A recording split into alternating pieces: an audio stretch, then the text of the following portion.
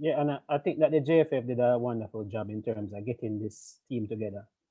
Because they pull some strings, man. I've seen some players just pop up, you know, the likes of. Welcome, Sports Nation, to Sports DTM, the sports channel where we call sports down the middle. Greetings, Sports DTM fans, and welcome to another episode of Sports Down the Middle. We have a very interesting one for you guys. The Jamaica football team has landed in Austria, and we have gotten an updated squad list, and we just want to share that with you real quick. Your favorite analysts are here to give their feedback on what has been published. So if you have not yet subscribed, just click that subscribe button, and welcome to the Sports DTM family. Analyst, Tigat, your initial thought on this list. And we're seeing on this list players who have called to come home. They're not in Jamaica, but they're in Jamaica squad. What do you think? Well, I'm not surprised because we said this before, and all the fans that been watching us and subscribing to us, if you listen to our video, we've been calling this down the middle. All right? We're calling them to come home. We also said that JFF have the angle. Check our video. We're calling it straight down the middle. And we see 6 out of 11 players already playing the first friendly match for Jamaica. So guess what? We're not surprised. JFF have the angle. And guess what? An English coach is coming in soon. Great. Exciting news this. For one, this means the match is on. And 2, we're seeing where the UK-born ballers are showing interest and actually accepting the call pretty early. This is good. Yeah, this is exciting news. We have a squad named and stuff like that, and they're actually in Austria. So that is good. It was early, there were problems earlier, and that this match was possibly in doubt. But based on how it's looking now with a 19-man squad name so far, this match is no longer in doubt, and it should progress. Now, in terms of what we can expect, that's another thing. You know, how these persons will gel and the chemistry and all of those stuff, and how much time they have to actually train within the camp to come out and represent as best as possible. I mean, talking about gelling, Eddie, I suppose US will be facing the same condition or circumstances because a lot of teams not playing are getting the opportunity to play together for long. But we see players like Amari Bell, Ethan Pinnock, Liam Moore, Wesley Harding, all of these players playing in UK. This is good stuff.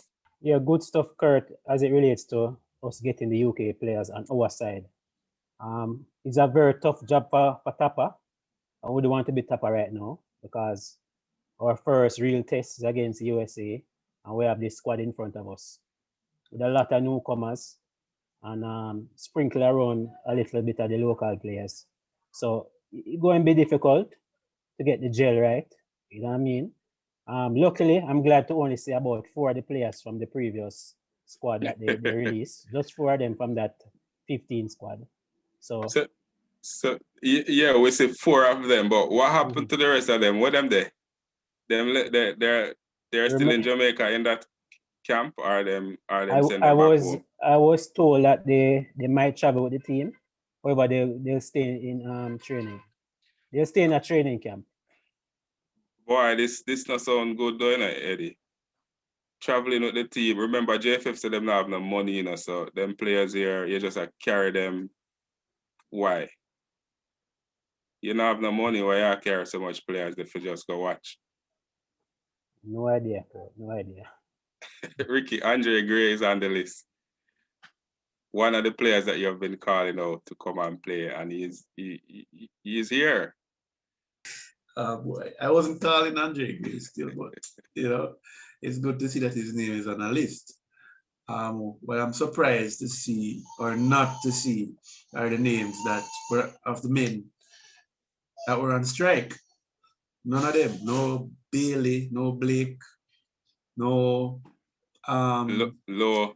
We know why Lowe is not there, doing. None of them. I'm not even sure why Lowe is not there. Nobody at all that was on strike is in the squad. So I'm wondering if if this team now, since Blake has had a concern that if these UK ballers come in the team, there will be some gelling or commitment. I'm wondering now if this team performs, if Blake ever get a footing back in this Reggae Boy side here. So it's a good look. I don't agree with the dismissal of the boys that were striking, but what do you mean? No man. No, they Blake, decided not to play. It's on them, you know. but Yeah. you can't have a Jamaican team without Blake. Blake is like the best goalkeeper in the region. Exactly. Them have Kamara Foster, J.D. White, and Shavin Paul. J.D. White, I don't even know the conditions of these keepers. J.D. White was our backup keeper in that potential. Right, but that is what he is, a backup. So he get promoted. He get promoted because Uno call him to be backup. And since the number one keeper not available, him get promoted. But Ray, the absentees. You're concerned about this? The likes of Lowe, Daniel Johnson, Leon Bailey, Yeah. Bobby Reed, Shamar Nicholson, Javon. Yeah, you can a long list. Yeah, there's a long Taxi list. man. Yes. All right. So because we know that long list is impressive, I should be concerned. Actually, I am, especially given that we're playing US. If it was some other team, maybe it's not so much. We have to understand from the JFF side, with all of the conditions now for flying and all of that, and how fast to put this together. Granted, I know the match was to be held at the timeline, but with all the traveling arrangement and stuff like that, that kind of throw a wrench in the wheel or in the spoke, so to speak, and so that created some issue for them. Now, if we look at this though, I mean, if they actually pull this off, then all concerns will be averted, and if they don't get embarrassed, then all concerns would be averted. But currently, it's on some of these persons that are there to shine as best as possible. Yeah, and I think that the JFF did a wonderful job in terms of getting this team together. Because they pull some strings, man. I've seen some players just pop up, the likes of Wesley Harding, Wellington, Bell, So they did a very good job in terms of getting some of these players into the side at last minute. Yeah, but and that is key to Eddie, because with the squad that they had before that was announced, and the link is in the description below. If you have not yet seen that squad, just check our link below. The squad that they have announced, that would have been an embarrassment to the national program playing against US in Austria. The implications could have been grave. Well, as you see, the squad that they announced, it was just to keep the little local boys active. But JFF had their plans, and if the plan had backfired, that was like their B plan or the C plan. If the plan had backfired, then they would have used those local boys. Now that the other players six of the 11 players got their passports, they are moving full steam ahead. So can you imagine the next 3 months or in the summer when the Gold Cup started and all the Englishmen them got their passport? No Lowe, no Donovan, no Blake. None of these players you're going to see on the side. Why only keep calling Blake name? Because Blake have to be in the team. He's a must. Blake and Lowe is one of the loudest voice right now. And you must understand, they're the loudest voice right now. And JFF is going to get rid of stamp them out. So what we need to look at, this is the team going forward. If we don't get the buy-in from the rest of players, this is what we have to deal with for the Gold Cup and the World Cup qualifiers. So let's hope that the other guys decide to, step down from that stance and come play some ball. Else we won't leave with this side. But Eddie, make enough money from this one so that them can actually consider paying them, close to that offer. But the plus side to this is that we have out of the 19, we have 10 I think we have 10 local boys, 10 boys from the local league, from our local leagues representing. Yeah, but what are they playing? Them match fit? We don't know. Apparently, them did fit from the training camp. So that's not a match. That's not a match. There's a big difference between there's a big difference between training fitness and match fitness. And you're gonna play an international match, and like you're gonna play 80 or Bermuda, you're gonna play United States. All right, Kirk, look at it this way. If the United States beat Jamaica, say 3-0 or 4-0, then the ball will back in the Reggae Boys half. If US beat them big, beat the Reggae Boys big, a 3-0. You understand? Because we're gonna see that these guys are not ready.